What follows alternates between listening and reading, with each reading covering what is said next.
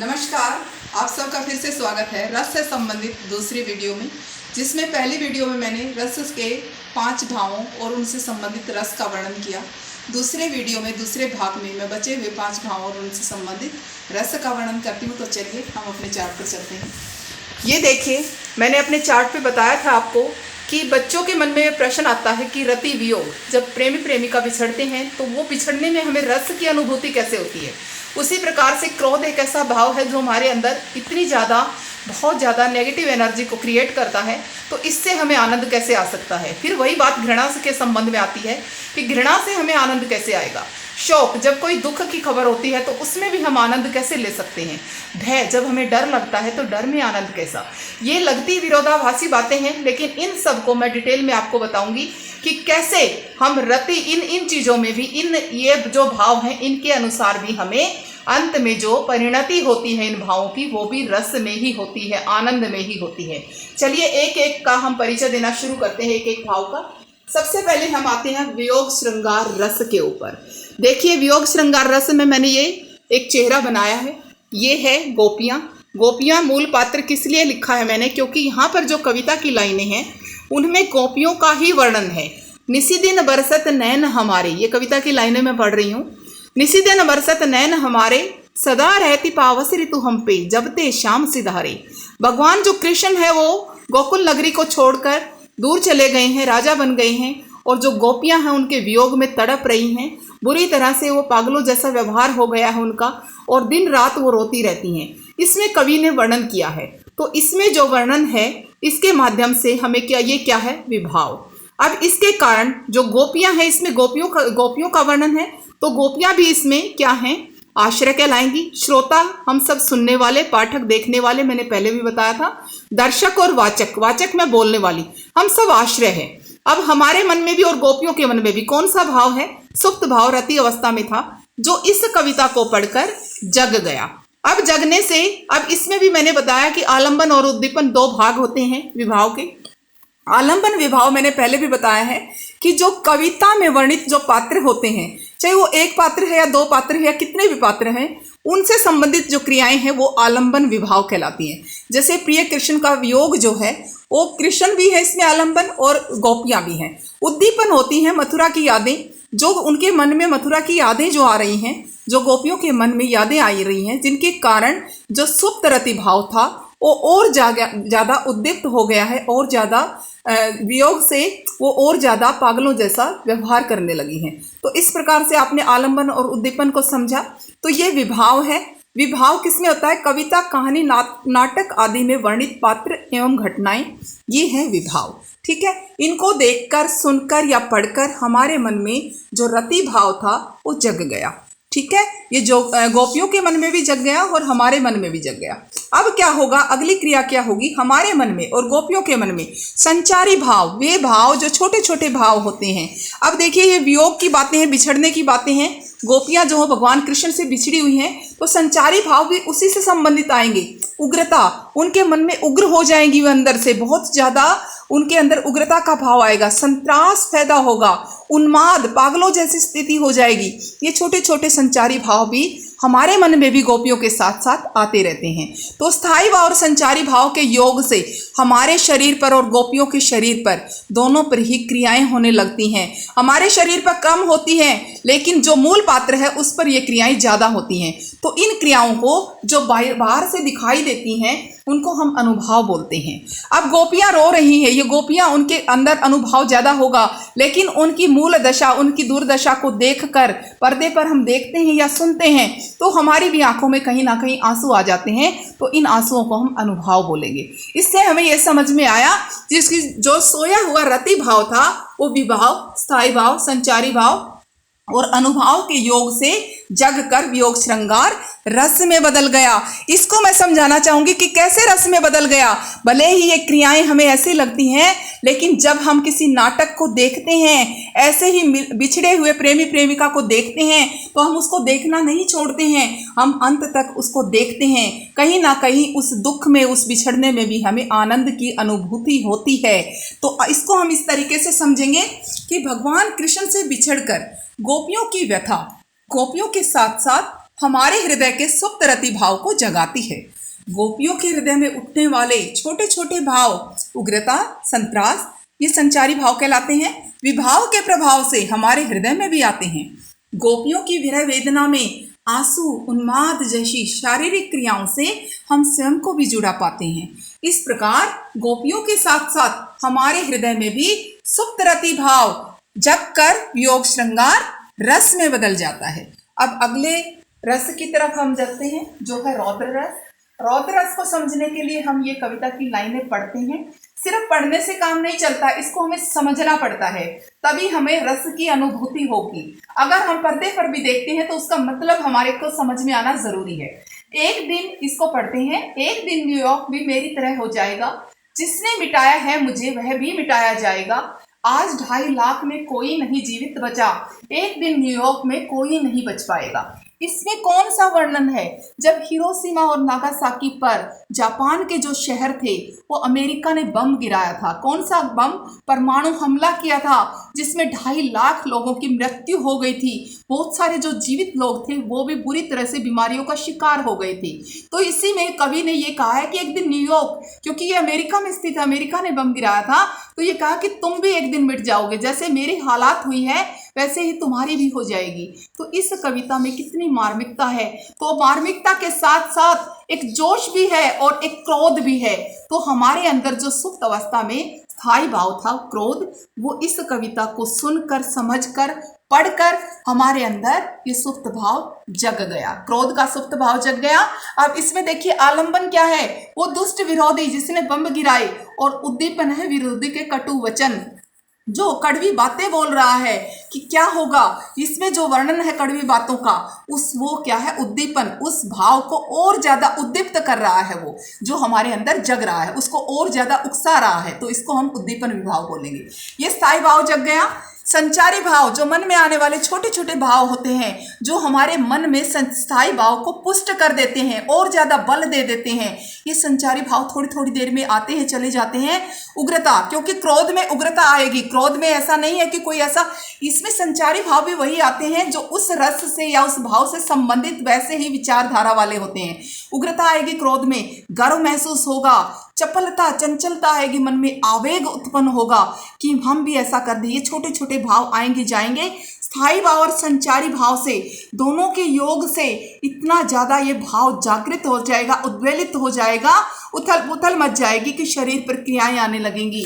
और गुस्से में शरीर पर कौन सी क्रियाएं आती हैं? भौहें खिंच जाती हैं, मुख लाल हो जाता है, होठ चबाना शुरू कर देता है इंसान, कठोर भाषण या कोई ना कोई शब्द बोलना शुरू कर देता है, कई बार गुस्से में कांपने लगता है और पसीना भी आ जाता है। ये सारी क्रियाएं क्या कहलाती हैं? अनुभाव। इस प्रकार से हमने ये सीखा कि सुप्त अवस्था में जो क्रोध भाव था वो विभाव, स्थायी भाव और संचारी भाव और अनुभाव चारों के योग से रौद्र रस में बदल गया। यहाँ पर हम समझते हैं नागासाकी और हिरोशिमा शहरों का परमाणु बम से तबाही का वर्णन काव्य में पढ़कर मूल पात्र, दर्शक, पाठक के साथ साथ हमारे हृदय के सुप्त क्रोध भाव को जगाता है। कवि हृदय, दर्शक, पाठक के हृदय में उठने वाले उग्रता, गर्व, चपलता, आवेग आदि ये स्थायी भाव, संचारी भाव जो है विभाव के प्रभाव से हमारे हृदय में भी आते हैं। कवि, दर्शक, पाठक का भौं खींचना, मुख लाल होना, होठ चबाना, कठोर भाषण, कांपना व पसीना आना आदि ये अनुभव कहलाते हैं। जैसी शारीरिक क्रियाओं से हम स्वयं को भी जुड़ा पाते हैं। इस प्रकार विभाव, भाव, संचारी भाव और अनुभव के कारण कवि हृदय, दर्शक, श्रोता के साथ साथ हमारे हृदय में भी सुप्त क्रोध भाव जग कर रौद्र रस में बदल जाता है। क्योंकि ये घटनाएं जो हम देख रहे हैं उनमें हमें आनंद आ रहा है, भले ही वो हमें लग रही हैं कि वो गुस्से में कैसे आनंद आ सकता है, लेकिन हम उसको देखना नहीं छोड़ते हैं। हम अंत तक उसका परिणाम जानने के लिए उत्सुक रहते हैं। इसका मतलब कहीं ना कहीं हमें आनंद की अनुभूति हो रही है, और यही समझाना मेरा मकसद है कि इस तरीके के जो भाव हैं उनमें हमें आनंद कैसे आ सकता है। चलिए हम अब अगले भाव और रस की तरफ बढ़ते हैं, जिसका नाम है विभत्स रस। अब इस कविता की लाइन को हम पढ़ते हैं। विभत्स का मतलब होता है घृणा पैदा होना। जैसे सिर पर बैठो काग आंख दो खात निकारत, खींचत जिभी शार अति ही आनंद उर्धारत। ये एक शमशान का दृश्य है। शमशान में एक शव पड़ा हुआ है, उसके सिर पर काग बैठा हुआ है, कौवा बैठा हुआ है और उसकी आंखें निकाल रहा है और शियार जो है वो जीभ को खींच रहे हैं। अब ऐसा दृश्य सुनकर, देखकर या पढ़कर हमारे मन में या कवि के मन में, जो आप देख रहे हैं या मैं बोल रही हूँ, एक घृणा का भाव पैदा होगा। और वो घृणा का भाव पहले सोया हुआ था, इसको देखकर वो जग जाएगा। देखिए यहाँ पे जग गया। अब जगने से एक घिन से का भाव, घृणा का भाव हमारे अंदर जग गया। अब इसके साथ साथ इससे संबंधित संचारी भाव, छोटे छोटे भाव हमारे मन में आएंगे। क्या आएगा? मोह पैदा होगा। क्या होगा कि ये किसका बच्चा था, ये भी किसी का होगा। ये मोह की भावना आएगी, आवेग आएगा कि ऐसे कैसे हो गया, ये कैसे जीभ खींच रहे हैं। जड़ता, हम एकदम से जड़ से हो जाएंगे, हम एकदम से स्तंभित हो जाएंगे कि ये क्या हो रहा है। चिंता होगी हमें कि इसके साथ ऐसा क्यों हो रहा है। ये छोटे छोटे भाव हमारे अंदर आके स्थायी भाव को पुष्ट कर रहे हैं। फिर क्या होगा? स्थायी भाव और संचारी भाव से इतनी ज़्यादा हमारे अंदर हलचल मच जाएगी कि शरीर पर क्रियाएं आने शुरू होंगी। क्या क्रिया करेंगे हम? घृणा से हम मुंह फेर लेंगे। ये शरीर पर दिखने वाली क्रियाएं हैं। थूकने लगेंगे, माथे पर सिलवट आ जाएगी, नाक सिकुड़ना शुरू कर देंगे। इनको हम अनुभव बोलते हैं। और इन चारों के योग से विभत्स रस की अनुभूति होगी। फिर भी हम उस दृश्य को देख रहे हैं, उसमें कहीं ना कहीं हम आनंद की अनुभूति कर रहे हैं। अब यहाँ से समझते हैं कि कविता में वर्णित मुर्दे, मांस, शमशान का दृश्य मूल पात्र, दर्शक, अभिनेता, पाठक के साथ साथ हमारे हृदय के सुप्त जुगुप्सा भाव को जगाता है। मूल पात्र, पाठक, दर्शक के हृदय में उठने वाले मोह, आवेग, जड़ता, चिंता आदि छोटे छोटे भाव विभाव के प्रभाव से हमारे हृदय में भी आते हैं। मूल पात्र, पाठक, दर्शक का मुंह फेरना, थूकना, माथे पर सिलवट, नाक सिकोड़ना आदि अनुभव जैसी शारीरिक क्रियाओं से हम स्वयं को भी जुड़ा पाते हैं। इस प्रकार विभाव, भाव, संचारी भाव और अनुभव के कारण मूल पात्र, दर्शक, श्रोता के साथ साथ हमारे हृदय में भी सुप्त जुगुप्सा या घृणा भाव जगकर विभत्स रस में बदल जाता है। अब हम अपने चौथे रस की तरफ चलते हैं। यहाँ पर ये देखिए, ये अब एक कविता की लाइन पढ़ते हैं, उसके बाद मैं अपनी बातें समझाती हूँ। कि अपनी तुतली भाषा में वह सिसक सिसक कर बोली, जलती थी भूख तृषा की उसके अंतर में होली। हाँ सही न जाती मुझसे अब आज भूख की ज्वाला, कल से ही प्यास लगी हो रहा हृदय मतवाला। इसमें एक बच्ची है जिसकी पौराणिक कथा से संबंधित है, जिसका पूरा परिवार नष्ट हो गया है, मारा गया है, और वो बच्ची अकेली जीवित है, भूख प्यास से रो रही है और तुतली भाषा में वो सिसक सिसक कर बोल रही है। उसको भूख लगी हुई है और वो कह रही है कि प्यास तो इतनी ज़्यादा लगी हुई है कि कलेजा मुंह को आ रहा है। अब ये बातें सुनकर हमारे अंदर कौन सा भाव जगेगा? खुद सोचो कि कौन सा भाव जग सकता है। हमारे अंदर जो शोक का जो सुप्त भाव था वो ये बातें सुनकर जग जाएगा। अब इसमें जो है आलंबन क्या है? वो दीन व्यक्ति की जर्जर स्थिति, उस बच्ची की जो स्थिति है उसको हम आलंबन विभाव बोलेंगे। और उद्दीपन, वो दुख भरी वाणी में पानी और भूख के लिए जो बोल रही है, पानी के लिए वो तरस रही है, वो बातें कहनी, वो जो बातें बोल रही है वो उद्दीपन है। क्यों है उद्दीपन? क्योंकि वो उद्दीप्त कर रहा है हमारे उस भाव को, और ज़्यादा बल दे रहा है, जिसके कारण हमारा जो भाव है हमारे अंदर बहुत ज़्यादा बलवान होकर जागृत हो रहा है। अब ये भाव जाग गया। संचारी भाव से क्या होगा? छोटे छोटे भाव जो हमारे मन में आएगी, ग्लानि पैदा होगी, ग्लानि एकदम से हमें ग्लानि आएगी, मोह पैदा होगा, हाय ये भी किसी की बच्ची होगी, स्मृति आएगी, चिंता पैदा होगी, इसका क्या होगा, उन्माद जैसी स्थिति आएगी हमारे अंदर। तो ये संचारी भाव जो हमारे अंदर, किसके अंदर? आश्रय, जो हम सब आश्रय कहलाते हैं, उसके अंदर आएंगे। और स्थायी भाव और संचारी भाव से जो भाव था, स्थायी भाव और संचारी भाव से और ज़्यादा पुष्ट हो जाएगा। अब क्या होगा? शरीर पर क्रियाएं आने लगेंगी। उसके दुख, दर्द और शोक को, तकलीफ को देखकर हम क्या करेंगे? रोने लगेंगे, और रोना हमारे शरीर पर दिखेगा, आंसू गिरने लगेंगे, प्रलाप करेंगे, चित्कार करेंगे और स्तंभित से हो जाएंगे, जड़ से हो जाएंगे, जो शरीर पर झलकेगा। इन चारों के, इसको हम अनुभव बोलेंगे, इन चारों के योग से विभाव, स्थायी भाव, संचारी भाव और अनुभव से करुण रस, एक दया का रस, इसको हम करुण रस बोलेंगे। इस करुण रस हमारे हृदय में जग जाएगा, करुणा का भाव आएगा, और इस दृश्य को हम अंत तक देखेंगे क्योंकि हमें रस की अनुभूति हो रही है। अब यहाँ से समझते हैं कि महाराणा प्रताप की नन्ही बेटी का काव्य में वर्णित दयनीय रूप मूल पात्र दर्शक श्रोता के साथ साथ हमारे हृदय के सुप्त शोक भाव को जगाता है। मूल पात्र श्रोता पाठक दर्शक के हृदय में आने वाले ग्लानि, मोह, स्मृति, चिंता, उन्माद आदि ये संचारी भाव होते हैं। छोटे छोटे भाव विभाव के प्रभाव से हमारे हृदय में भी आते हैं। मूल पात्र दर्शक पाठक का रोना, प्रलाप करना, चित्कार और स्तंभित होना अनुभाव कहलाते हैं। जैसी शारीरिक क्रियाओं से हम स्वयं को भी जुड़ा पाते हैं। इस प्रकार मूल पात्र दर्शक पाठक के साथ साथ हमारे हृदय में भी सुप्त जो शोक भाव था वो विभाव भाव, संचारी भाव और अनुभाव के कारण जगकर करुण रस में बदल जाता है। चलिए हम अपने 5वें रस की तरफ चलते हैं, भयानक रस। अब इस कविता की लाइन को हम पढ़ते हैं। एक और अजगरी लखी एक और मृगराय, विकल बटोही बीच ही परियो मूर्छा खाए। इसमें वर्णन है कि एक मुसाफिर बीच में खड़ा हुआ है, एक तरफ अजगर है एक तरफ शेर है, और वो जो मुसाफिर है वो उन दोनों को देखकर मूर्छा खाकर गिर गया। अब इस दृश्य को अगर हम सोचते हैं, अपनी जगह अपने आप को उसकी जगह पर खड़ा करके हम देखते हैं, हमारी बुद्धि चित्रात्मक है, हम चित्र बना लेते हैं, इमेज बना लेते हैं और कहीं ना कहीं उस भाव से हम भी जुड़ जाते हैं, अपने को उसके साथ जोड़ लेते हैं। इसको हम साधारणीकरण बोलते हैं कि उस पात्र को के साथ अपने आप को ही खड़ा करके देखने लगते हैं, तभी तो हमारे अंदर भी वो भाव जगेगा। तो इसका मतलब मूल पात्र श्रोता दर्शक या पाठक हम सभी के अंदर वो जो मूल भाव जो उस यात्री के अंदर जगा था भय का, वो हमारे अंदर भी जग गया। अब इसमें आलंबन क्या है?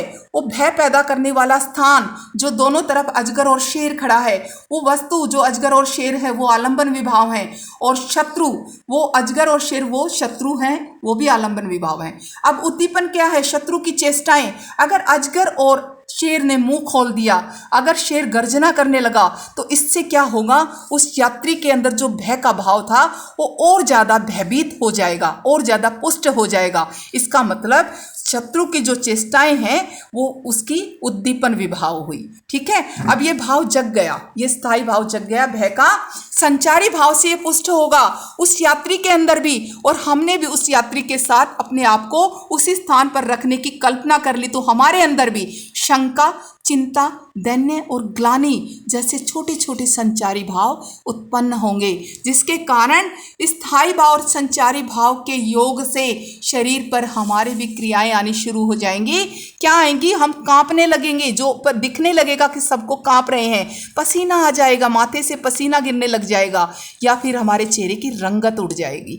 ये क्रियाएं आ गई तो इन चारों के योग से विभाव भाव, स्थायी भाव और संचारी भाव और अनुभाव के योग से जो सुप्त भाव था वो भयानक रस में बदल गया। यहाँ से समझते हैं।